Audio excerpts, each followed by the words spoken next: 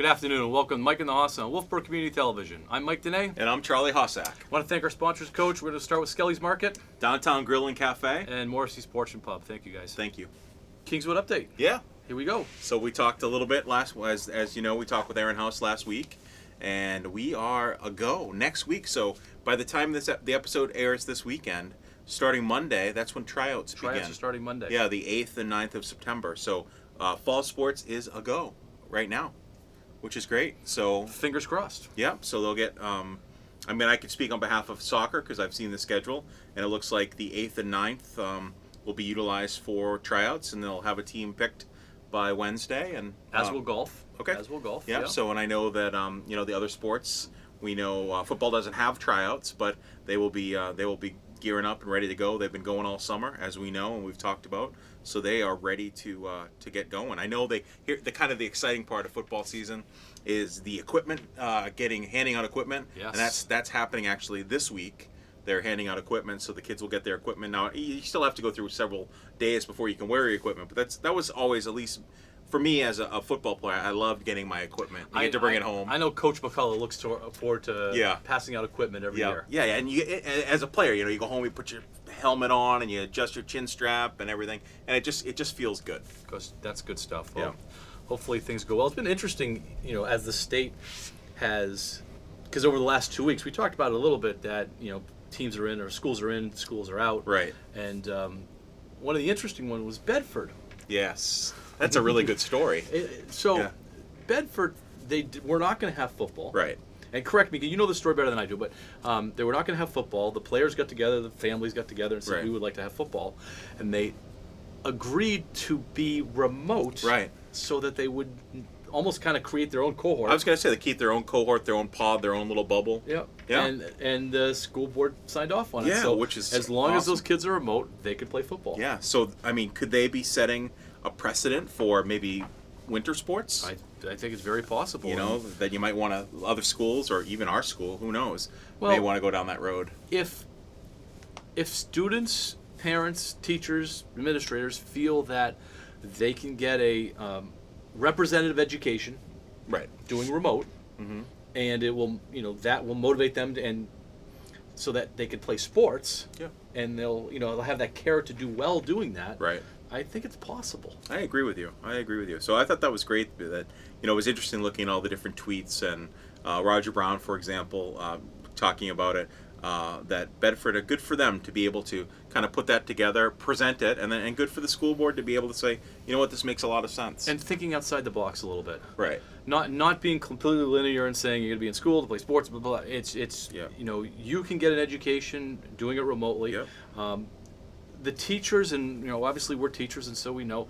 This second time around, we did it in the spring. We were thrown into the fire, without really any training and notice or anything like that. Sure. We knew it was coming. You and I are both in the building, but we do have some remote aspects to our day. Sure do. Or in lessons or week or whatever. And we have a better idea of what to expect. Yeah, and what definitely works with more the kids. prepared. Yeah. So, which is great. And I think, looking at the sports and football specific, there were some schools that said, okay, we're going to have fall sports, but we're not going to have football, we're not going to have cheer. But when you look at the number of schools that are having football now, it's well over 40 schools in our state have approved it. And you're really only looking at like 4 or 5 that aren't having football. So, and I wonder those 4 or 5, if it was half, then you can say, okay, but you wonder if those 4 or 5 might relook at it again. And I think I know that one of them has an asterisk. At least Somersworth has an asterisk saying that they're going to go back and look at it. So I'm sure a lot of these schools will. And they're looking at a very small 4 to 6 game schedule. Yeah.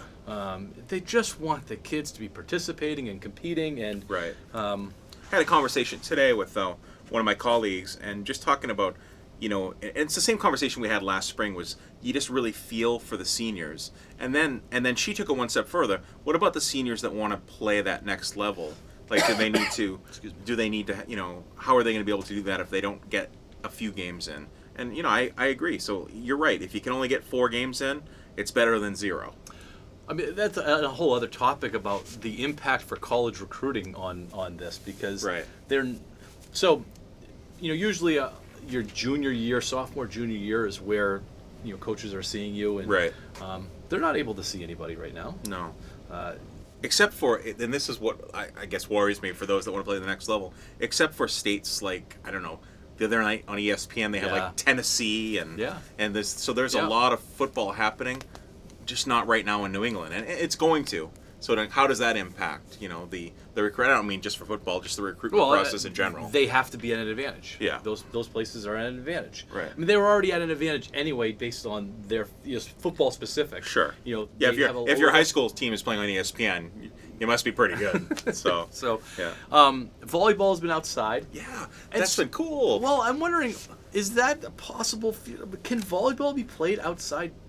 Normally, wouldn't that be a cool fall sport outside volleyball? I think it would be awesome. I mean, they have, obviously you don't have it in high school, but they have beach volleyball, right? You're playing sand. So yeah, I mean, I think that the wind was blowing, and you got to adjust. That's so cool. Adjust for the wind, and they have the ball's a little wet. I know. So they have the field set up on the softball field, on the outfield, and I mean, I haven't talked to Coach Place. I don't know if you have, but is it a possibility that that's where the games are going to be? Like, if we can't play inside.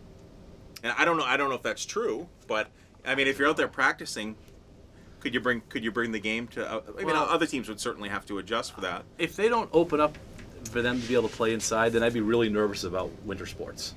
Oh, of course, yeah. Because I'm not worried about. I'm nervous about winter sports, but I'm just thinking, like, right now, like, how cool would it be to have outdoor volleyball? I think it'd be really neat. I think it'd be different, and I could see people going to watch that too.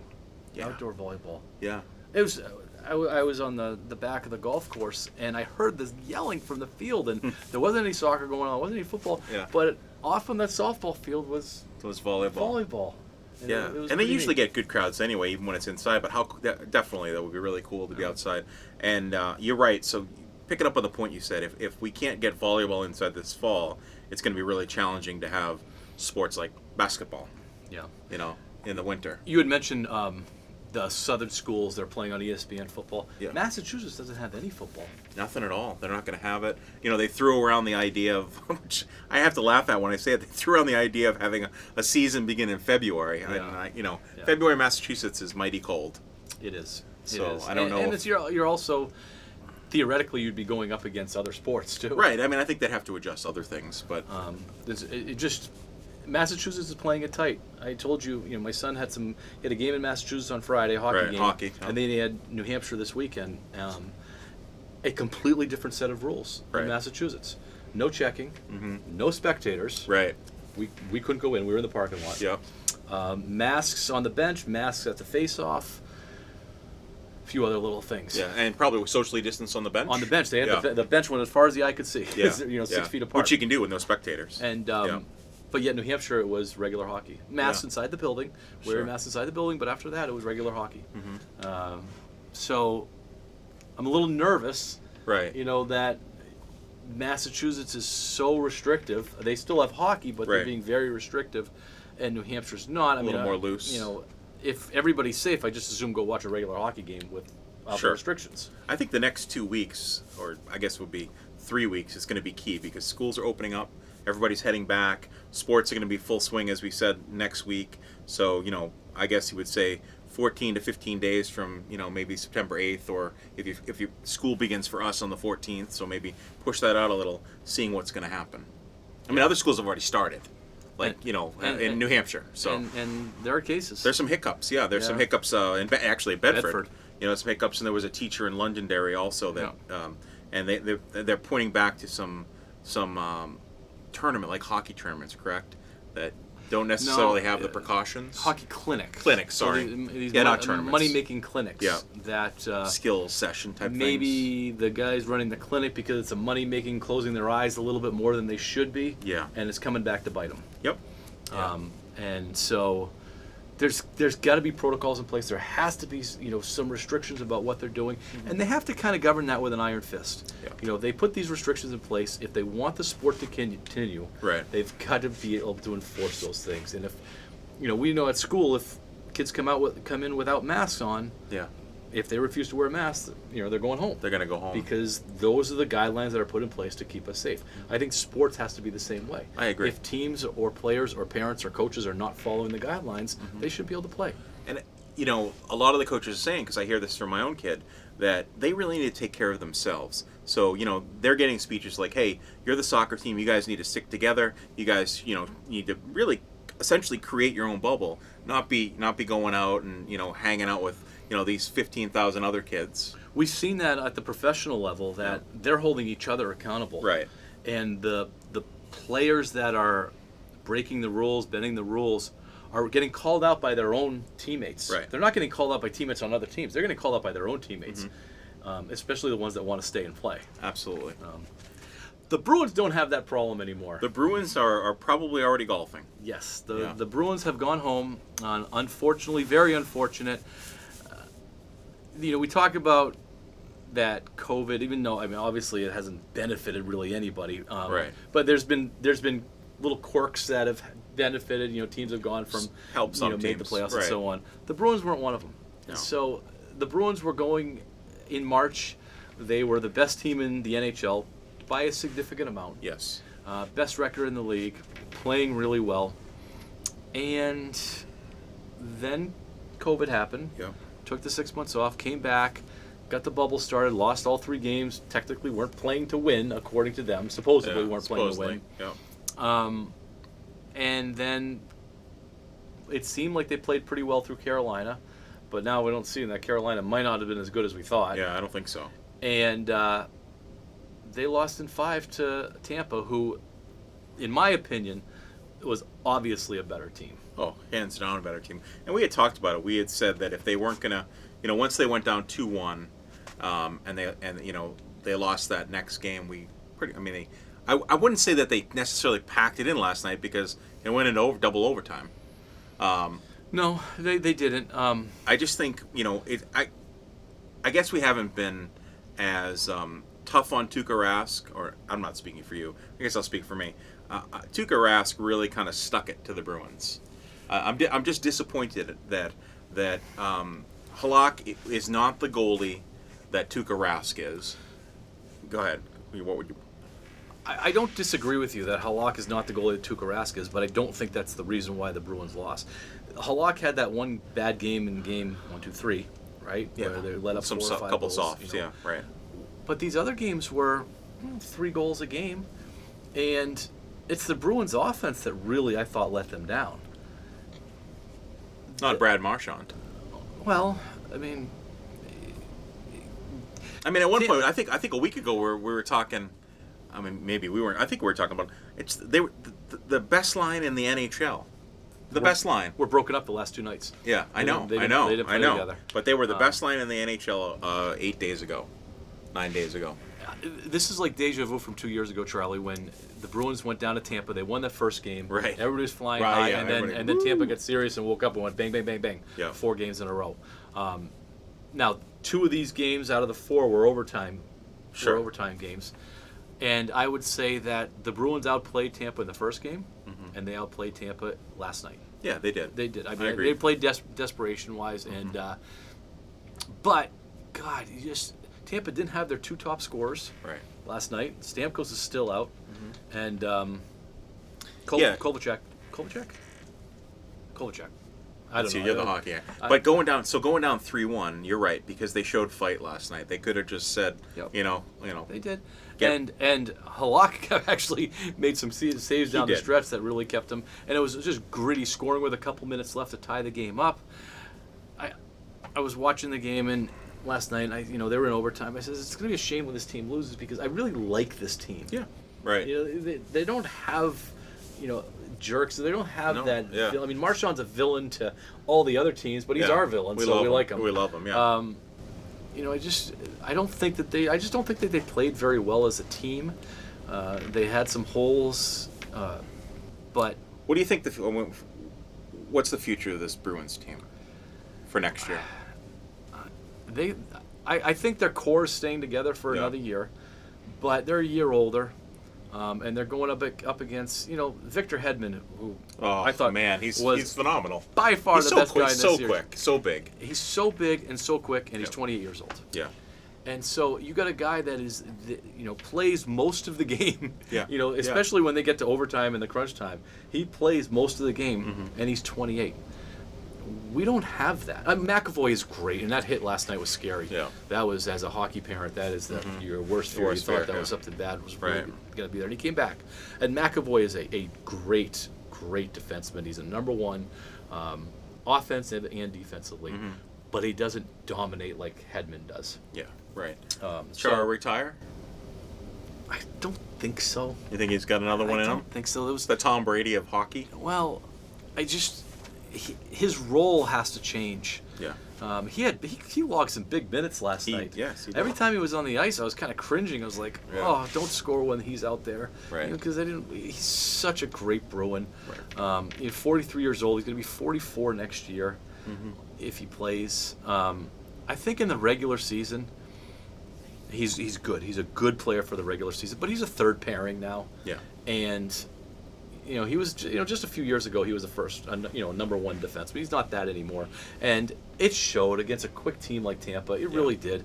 I didn't think it showed much against Carolina because Carolina was more big and bulky. And so, but against a quick team, he looked slow. He did. I felt for him. I'm guessing that he's at least thinking about retiring. I would just think based so. on the face that he had afterwards. He seemed to just, that long face that you see where. But this could be my last game. But I think that this group, Krejci, I think, has another year left. I think Bergeron's not going anywhere. I don't think Marchand's going anywhere unless they ask for real big money. I think those guys are Bruins for life. Yeah. Krejci, on the other hand, I think you could see Krejci in another uniform. I think Krejci could get traded. So Krug is going to be gone for sure. And I thought he was awful. I thought Krug was terrible in this series. Yeah. He's, compared to what you expect from him. Yeah, what you've seen in the regular season. All right, do the Lightning hold up the cup? Are they winning it? I don't know if the Lightning lose another game. Okay. Especially if those other guys come back. Yeah. Stamkos is, there's a possibility he comes back and then the other guy comes back. There was many that thought that whoever came out of this series was going to win the cup. And and I'm always like the typical fan that I want whatever team beats your team to win it all. So see, I'm the other way around. Are you really? Yeah. You want him knocked out. So. But in this case, I thought Tampa played with a little bit of class. A couple guys, were jerky, but I thought that for the most part, Vasilevsky is an incredible goalie. Yeah. The Bruins just could not get anything by him. Anything they could buy him was through a double, triple tip or that kind of stuff. Yeah. Big guy, 6'3", 220. That's a big goalie. Dude. That's a big goalie. That's like NFL size. And on top of that, with those NHL pads that they have, there's not a lot of things to shoot at. Right. Until next year, Bruins. Until next year. Celtics up 1-0 versus Toronto. Went down to Florida. They went down to Florida to play Toronto. And I thought that they looked really, really, really good. Let's not do this though. Let's not do this what we did to the Bruins. I know. And let me add before we talk about the Celtics, they beat the Toronto Raptors on their home court because Toronto was the home team, so I get excited about that. I know. I know they're all in the bubble. But I think it would have been different if they went up to Toronto. Yeah. Totally different. But they looked, really, really, really good. Everything worked for them. Everything. The ball movement. Yeah. They led from start to finish. Marcus Smart was 7 out of 11 from three-pointers. I know. Which doesn't bode well for the next game because he's going to chuck up 31 shots. Yeah, or people are going to be saying, Mike in the house know nothing, let him shoot three-pointers. Well, maybe for last game, but don't. Just play defense. Yeah. So they look great. They play again tonight. Well, but I think that's what you get with Marcus Smart. If Marcus Smart makes his shots, the Celtics win when he doesn't make his shots often. Yeah, and then when he's making them, they end up they get that much more out of it. It's just that I don't think he makes his shots as much as he should, considering how much he shoots. Are they playing tonight? Yeah, tonight's Tuesday? Tonight, so Tuesday night, yeah. So they played on Saturday? When did we watch it? Yeah, Saturday. So they played Saturday. And or Sunday, Sunday. I get my days confused. Sunday. It was Sunday afternoon. It was an afternoon game. Okay, so they're not taking that much time off in between then. We'll see. We'll see how Toronto responds. Mm-hmm. Any word on Gordon Hayward? No, they said that he's going to be they're talking about him re-entering the bubble. Okay. So, so he's got to, I would think if you re-enter the bubble, you still have to quarantine and all that stuff. So, I think they're cautiously optimistic for the next round. Which will be Milwaukee? I would think so. Okay. Yeah. So they're still playing their series though from their last series, aren't they? They are. It's 3-2. 3-2. Yeah. So I mean, they still have some work left in front of them. So, but that would be great to get. I mean, it's you never know with an ankle injury because even when you come back, are you 100%? But regardless, having him come back would be an emotional lift for the Celtics. Okay. And we had talked. They can get through. We said this, and I'm sticking with it. They can get through Toronto without Gordon Hayward. They're going to have to. Yes, they don't have a choice. Yeah. Well, I agree. I think that they are, especially if you get Brown, Tatum, Walker. I mean, they've got some names right now that have a really high ceiling as far as games. Mm-hmm. And you bring Hayward into that mix. Yeah. That's. I mean, it's interesting. You see all the pundits out there. They're. I mean, all of a sudden, the Celtics are hot. We know that. But if they're saying the Celtics could steal the NBA championship, they're calling it steal the NBA championship. They could really, if they continue playing like they're playing. I mean, wow. I mean, that'd be amazing. I'm just saying. Oh, that's great. Yeah. I think that they have a real good shot if they get through Toronto. I think they will compete with Milwaukee, and I think that's a toss-up. Yeah. I just don't know if they're going to get out west. And yeah, you never know. When the Clippers turn it on, they're really good. Excuse me. Yep. And then the LeBron factor. Yeah. But I don't want LeBron for me is entering the David Price era of me not wanting to talk about him. Wow. Yeah, I'm not really a LeBron fan. And we've talked about this. I'm a Michael. I like Michael Jordan. David Price is like. Well, okay, maybe I'll give LeBron a little more. Maybe I'll mention him every now and then. All right, Red Sox. They did not make enough trades as I was hoping. No, they didn't. I wanted a whole new lineup. You wanted, I wanted everybody gone. Clean house. They did trade your favorite Red Sox, Mitch Moreland. I do like Mitch Moreland. Yep. Yeah, Mitch Moreland is gone. That was there. I mean, we had talked about it. They had traded Brandon Workman and Heath Hembry to Philadelphia, I believe. They did. They went to the Phillies for a couple other pitchers, and nothing real special. Moreland, though, they got something back. Moreland, they got a couple really young, high-end prospects. Yeah, which is good. An outfielder and a third baseman. Right. I mean, they're pretty set at third base, so. Well, they're not set at outfield, though. They're not set at outfield. They have some openings in the outfield, especially they traded Kevin Pillar. Yeah. And I like Kevin Pillar. For a player to be named later, don't you think they should have gotten more than a player to be named later? And I think, for him, he was doing pretty well. Yeah, he's a good player. So we didn't see Christian Vasquez. They talked about him, but I guess he was kind of too expensive to trade. Or what they were asking for him. I don't mean right. That's what I'm saying. We'll give you Vasquez, but we want X, Y, and Z. I think, and sorry to interrupt, but maybe with the new man, I think the Red Sox classically overrate their players. Oh yeah. And I think Vasquez to me is overrated. Yeah. He really is. And if they didn't do anything with JBJ, they apparently think his defense is phenomenal. We know that, but they're going with the defense over the offense. Maybe he's going to anchor the outfield. Because there's not much left in the outfield. They have, I think, one more year of arbitration with him, maybe two. Yeah. But he's already up to like $14 million. Maybe he's an off-season one, or maybe they can extend him. Maybe. At a reasonable number. It's just that he's so streaky. Mm-hmm. He's just hard to count on. You could count on him defensively. Defensively, he's next level. I wanted Benintendi gone. Yeah. I thought that they could have. I think they would have if he hadn't been injured. That kind of obviously depletes some. They talked about Evaldi, getting rid of Evaldi. There's another one. You got 1 year left at $19 million. Yeah. After this year, that's a pretty good chunk of your payroll. That's 10% of your payroll. Right. And you don't need an Evaldi right now. You already have a Sale. Yeah. You already have Erod. I'm talking next year now. Yeah, for next year, of course. And so you have your 1 and your 2 theoretically. Yeah. That's if Sale comes back from Tommy John. Yeah. Which I never know. You never know. So really, the Red Sox didn't do enough for either one of us. Nope. And actually, the two guys that they got rid of, I really kind of like. Yeah. So, oh well. All right, Patriots talk. This is good because we're going to have a little Patriots trivia game. Oh, that's exciting, yeah. Created by Allie. Although Allie's not here, she's back at Keene State. She did create a game for us. Yeah. Definitely Cam Newton's team. Oh, yeah. They scrimmaged the other day, and Cam Newton had one team, and Stidham and Hoyer had the other team. Right. So Cam Newton is your starting quarterback for the New England Patriots. That's right. Yes, and we're close enough to season kickoff, less than 2 weeks now. Less than 2 weeks. Yep. So Miami Dolphins. Yes. Coming to town. I don't know if it's going to be Ryan Fitzpatrick or it's going to be Tua or Josh Rosen. Yeah. I don't think they know. So it'll be interesting. And they still no fans allowed from what I've heard, unless you've heard different. No. So no fans. Although it's funny because different NFL teams, some are allowing fans, Yeah. and that's ticking off some of their opponents. But it's Newton's team, and I think you asked the question of me, do you think the Patriots are defined by the offense or are they defined by the defense? I'm still going to say that they're defined by the defense because the offense is, sure, Cam Newton, but I'm a little concerned. We don't know. I'm a little concerned. We don't know. We talked about N'Keal Harry. You know, Yeah. We don't know how Harris is going to do as running back. Will Sony Michel step it up and maybe be a third down back? Who knows?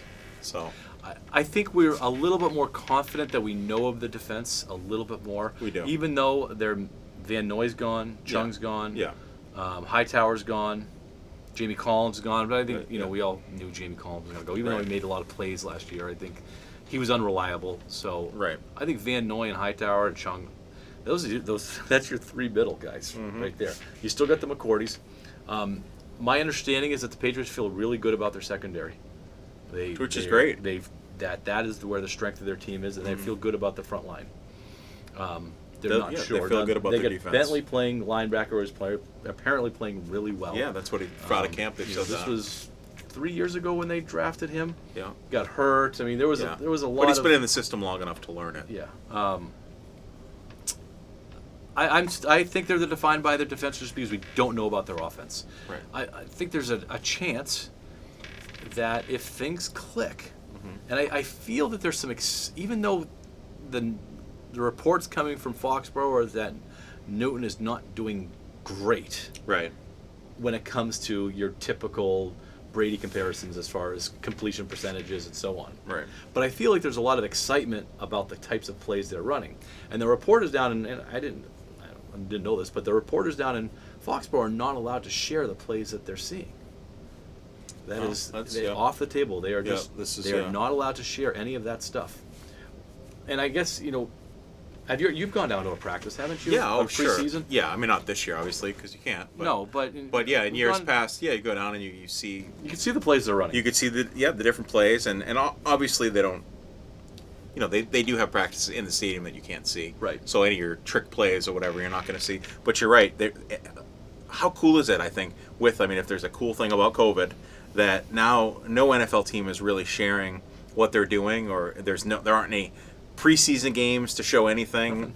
I like it. It's going to be wild. That first game against Miami. Yeah, I mean, you could have 5 trick plays up your sleeve, or you could. Yeah, you might. Yeah. You remember when Miami came up to New England a few years ago and they ran the Wildcat? Yes. And New England didn't know what hit. Yeah, they're like, what's going on? Miami won the game. Yep. And it was a really bad Miami team. That was Tony Sperano. Yeah, oh boy. Just a legendary coach, Tony Sperano. Yeah. And he outcoached the Patriots. They didn't adjust for it. The Patriots have never been beat by the Wildcat again. Never. They probably review it to this day, every day, or once a day. What do you think, what are your predictions, first game? Patriots-Dolphins. I don't know. I'm not putting money on it. I can tell you that. Well, I know we're not. I know. Well, I really don't know.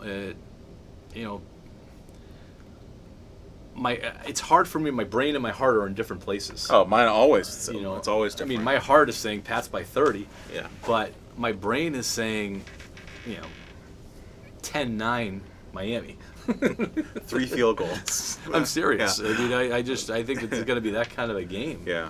And I think I'm at a point where just obviously it's only based on what the media tells us and what we're hearing is I think the Patriots win by double digits. So maybe they win by 12. I don't think they're winning by 30. Okay. By any means, but double digits. All right. Yeah, I think the Patriots could go and. Did you know the Dolphins beat the Patriots last year? Yeah, I understand that. Okay, I just didn't know. So, what are you basing that on? I'm just basing it on. I'm just interested. What I'm basing it on right now is probably my gut feeling, in the sense that I don't think Miami truly has an answer for the Patriots defense or Cam Newton.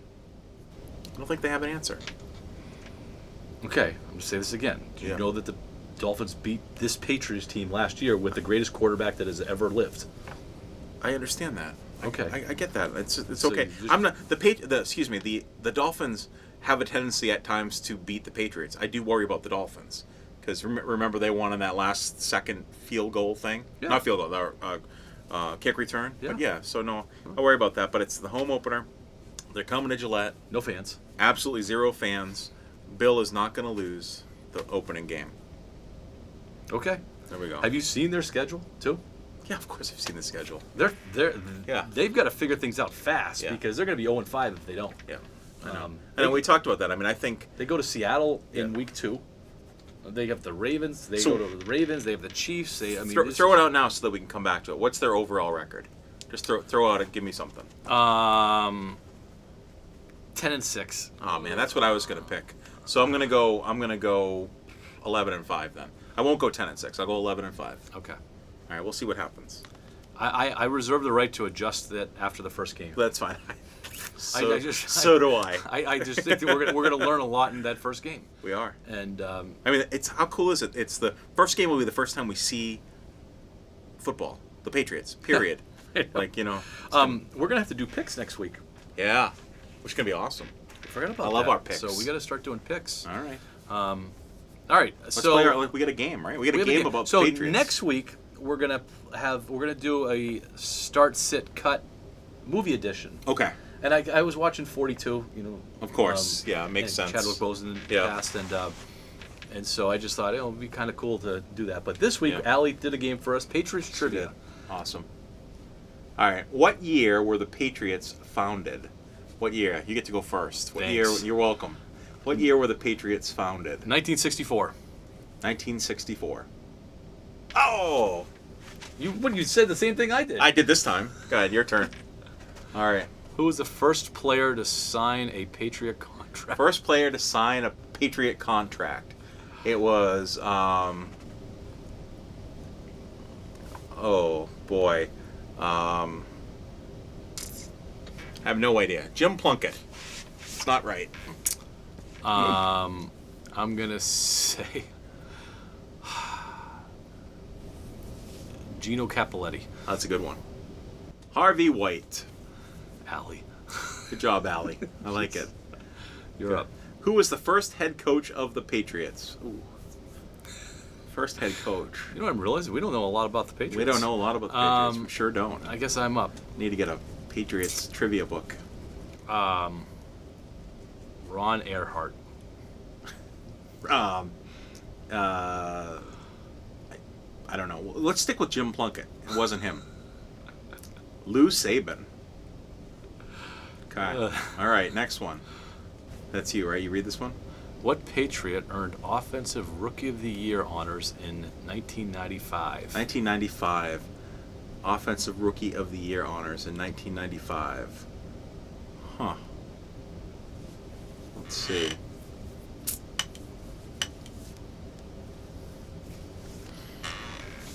I have no idea. Do you know? I'm going to say the last name I think is Edwards. I don't know. Oh, we Jesus. should have known that. We know Curtis Martin. God. Oh, well. What quarterback did Tom Brady replace in 2001? Should we say it together? I'm going to say what you say, so it's okay. Drew Bledsoe? Drew Bledsoe. Nice. Oh, that's you. What running back did the Patriots get from the Cincinnati Bengals?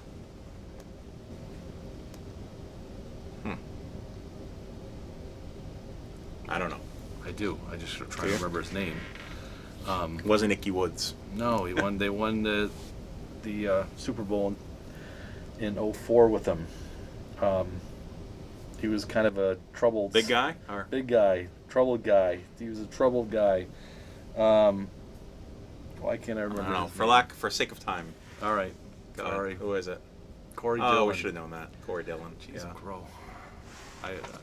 How many years did it take Bill Belichick to win a Super Bowl with the Patriots? How many years? 2. All right. That's you. What Patriots shared Pro Bowl MVP honors with wide receiver Keyshawn Johnson in 1999? Oh, boy. Shared Pro Bowl MVP honors with Keyshawn Johnson.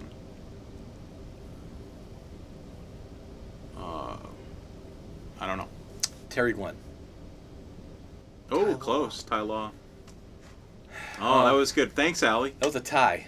Yeah, and it proves that we know nothing about the Patriots. It's terrible. No, that is all right. terrible. We're not good at trivia. That's going to be it for us on Mike and the Hoss on Wolfeboro Community Television. I want to thank Mr. Timothy Goodwin behind the glass. Yes, thank you, Timothy. And so I thank our sponsors, Skelly's Market, Downtown Grill and Cafe, and Morrissey's Porch and Pub. Have a good week. Go Knights. Go Knights.